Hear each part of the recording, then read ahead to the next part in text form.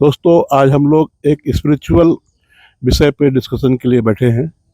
दोस्तों, हमारे देश का जो एंशियंट स्पिरिचुअल विजडम जो है, और आज जो मॉडर्न ज़माने में फास्ट फूड स्पिरिचुअल कल्चर चल रहा है, हम लोग इस पे एक कंपैरिजन तैयार करेंगे। बताएंगे कि क्या कैसे कैसे हमारी जो स्पिरिचुअल जर्नी है कैसे डिटोरिएट हो रही है। तो इसी संबंध में हम तो पहले आपको ब्रीफ कर दे रहे हैं कि हमारा एंशियंट स्पिरिचुअल सिस्टम जो था उसकी कोर वैल्यूज़ क्या थी। हमारा उसको बेसिकली उपनिषद पर बेस्ड था, गीता पे बेस्ड था, और नानक, कबीर, इनकी टीचिंग्स पे बेस्ड था। तो उपनिषद ने सिखाया, उपनिषद में हमको ये मालूम पड़ा कि नो योर सेल्फ नॉलेज, अपने नो योर सेल्फ के बारे में बताया। इसी तरीके से गीता ने सिखाया कि कर्म कीजिए और फल की इच्छा को त्याग दीजिए। इसी तरीके से कबीर जी ने सिखाया कि पोथी पढ़ जग मुआ, पंडित भया न कोय, ढाई आखर प्रेम का जो पढ़े तो पंडित होए। और नानक जी हैं, इन सब का एक ही उद्देश्य था कि बौद्ध धर्म में और इसमें जैन में सबका एक ही उद्देश्य था कि सेल्फ प्योरिफिकेशन। सबका वेज अलग अलग थे, कबीर का अलग था, सबके अलग थे, लेकिन सब एक ही लाइन पे आए कि सेल्फ रियलाइजेशन तभी होगा जब और हमारे जो एंशियंट स्पिरिचुअल सिस्टम की जो कोर वैल्यूज है वो तीन एस पर डिपेंड है। सत्य करिए, सेक्रीफाइस है, एस है, तब सत्य, तपस्या, और क्या कहते हैं, सत्य बोलिए, सत्य ट्रूथफुलनेस पे है, और अहिंसा पे है, और आपका सेल्फ डिसिप्लिन पे है। ये सब कोर वैल्यूज हमारी थी, हमारे सिस्टम की। तो इसी चर्चा को आगे बढ़ाते हुए हम आपको अपने तिवारी जी से, जो कि काफ़ी अच्छा अनुभव रखते हैं इस मामले में, मैं चाहूँगा कि आपको कुछ इसमें बताएं। पांडे जी नमस्कार, आपके दर्शकों को भी बहुत बहुत नमस्कार। आज का विषय थोड़ा लीक से हट के है, लेकिन बड़ा अच्छा है, क्योंकि हम लोग जिस संस्कृति में पले बढ़े हैं उसके बड़े मूल्य गहराई तक जुड़े हुए हैं। और सत्यम वद धर्मं चर, उसके दो मूल आधार थे कि सत्य बोलिए और धर्म का आचरण करिए। तो एकं सत विप्रा बहुधा वदंती, एक ही सत्य को विप्र लोग अपने अपने ढंग से ही उसका उच्चारण करते हैं और उसको बताते हैं। तो अथातो ब्रह्म जिज्ञासा, ब्रह्म क्या है, ईश्वर है, उसको जानने की जिज्ञासा, ये उपनिषद का पहला सूत्र है कि ब्रह्म क्या है उसके बारे में जानकारी करें। तो आपको विदित है कि सबसे प्राचीन साहित्य जो है हमारे वेद है, वेद के बाद उपनिषद आए, उपनिषद का ही सार गीता है, गीता सभी को समाहित किए हुए है। तो जब हमारे शंकराचार्य जी का अवतरण हुआ 800 AD के आसपास, तो उन्होंने तमाम ग्रंथों की रचना की। 32 वर्ष की आयु में ही उन्होंने तमाम ग्रंथों की रचना की। उसमें ब्रह्म सूत्र पे भाष्य लिखा, गीता पे भाष्य लिखा। तो स्वामी विवेकानंद तक आते आते ये जब पूरी परंपरा लुप्त होने लगी, तो स्वामी विवेकानंद जी ने इसको पुनः जागृत किया और अपने शिकागो उद्घोष में इसकी एक वानगी दी। आपने कबीर का जिक्र किया, नानक का जिक्र किया, लेकिन इसको अगर हम देखें तो तुलसीदास सबसे अच्छे व्यापक रूप पे उसमें उन्होंने जो है सगुण ही निर्गुण ही नहीं कछु भेदा करके सबको समाहित करने का बहुत अच्छा प्रयास किया था। तुलसीदास जी के बारे में एक छोटी सी उदाहरणा दे करके मैं इसको आगे बढ़ाऊंगा चर्चा को। तुलसीदास जी जब रामचरितमानस लिख लिए थे तो उनकी चर्चा, उस समय अकबर का शासन काल था, तो उनकी चर्चा पूरा अकबर के दरबार तक फैल गई थी। उसका दरबार था आगरा में। तो वो उस समय वो दीन इलाही धर्म चलाना चाहता था, जिसमें हिंदुओं और मुस्लिम सबको जोड़ करके एक नया धर्म करके वो इतिहास में अमर होना चाह रहा था। तो न हिंदू उसकी बात मान रहे थे, न मुसलमान मान रहे थे।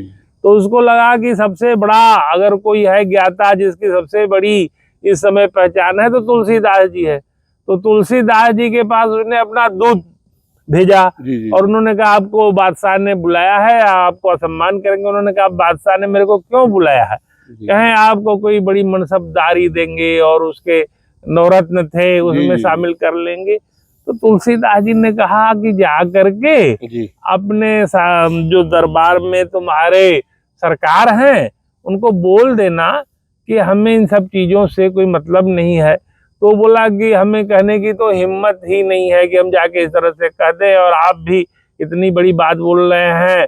हमारे मुगल शासक हैं अकबर, जिनका कि साम्राज्य है, उनकी ये ऑफर को आप मना कर रहे हैं। तो उन्होंने दोहे के रूप में लिख के दिया कि हम तो चाकर राम के, पट्टो लिखो दरबार। हम तो नौकर हैं भगवान राम के, पट्टा लिख दिया है, लीज लिख दिया है। तुलसी अब का हुई है नर के मनसबदार।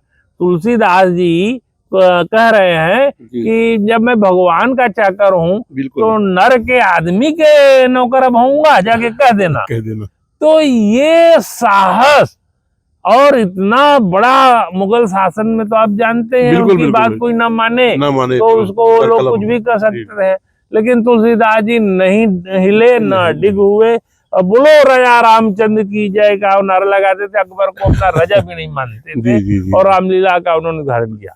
यहाँ इस चर्चा ये बताती है कि हमारे प्राचीन मूल्य कितने स्ट्रांग थे और उसके फॉलोअर भी कितने निडर होकर के बिहेव करते थे। बिल्कुल आज के समाज में अगर उनसे तुलना करें तो उसमें बड़ा अवमूल्यन हो गया है। लोग छोटे छोटे स्वार्थों के लिए धर्म परिवर्तन कर दे रहे हैं, जबकि तो इसमें धर्म की बात तो नहीं की गई है गीता में, लेकिन इतना लिखा है स्वधर्मे निधन श्रेय पर धर्मे भयावह। अपने धर्म में निधन भी हो जाए तो श्रेयस्कर है, दूसरे के धर्म को नहीं स्वीकार करना। तो ये बातें हैं, इसलिए आज के दिन में जो मूल्यन हुआ है वो आप देख ही रहे। दोस्तों, ये जो हमारा एंशिएंट स्पिरिचुअल सिस्टम था, उसने सिर्फ पूजा पाठ ही नहीं सिखाया है, हम लोगों को कैसे जिंदगी जीनी है, वे मॉरल इथिकल लिविंग सिखाया है। उसने हमें सिखाया है कि हम लिबरेशन फ्रॉम डिजायर्स और ईगो, हम अपने ईगो को त्याग करें। गुरु शिष्य की परंपरा, गुरुकुल की भावना थी वहाँ पर। भगवान राम, इक्वलिटी थी वहाँ। भगवान राम एक राजा के बेटे थे, लेकिन उनको भी उसी पाथ से चलना पड़ा। स्ट्रांग मतलब डिसिप्लिन, सेल्फ डिसिप्लिन और मेडिटेशन और बहुत ही रिगरस कोर्स होता है, उसको पार करना पड़ा। तभी वो उस समय की जो शिष्या थी, गुरु शिष्य परंपरा जी थी, वो बॉन्ड था, life time long time bound होता था। ऐसा नहीं कि आजकल के आपने पढ़ाई किया और बाहर आ गए। अब आजकल क्या है कि हमारे मॉडर्न युग में हम लोग मिडिल क्लास के लोग हैं और ये स्ट्रेस से सभी हैं, इमीडिएट रिलीफ चाहते हैं। तो चाहते हैं जैसे पिज़्ज़ा बर्गर है, माइक्रो ओवन चीज़ें जैसे आती हैं वैसे मिल जाए हमको, इंटरनल पीस हमको मिल जाए, तुरंत मिल जाए। पहले क्या था कि पहले पिज़्ज़ा स्लो कुक्ड पीस थी, हमारी जो पीस आती है स्लो कुक्ड थी। अब आज चाहते हैं कि बिल्कुल माइक्रोवेव में डाला, तुरंत गर्म होकर के हमको जैसे मिलता है पिज़्ज़ा बर्गर मिलता है, मिल जाए।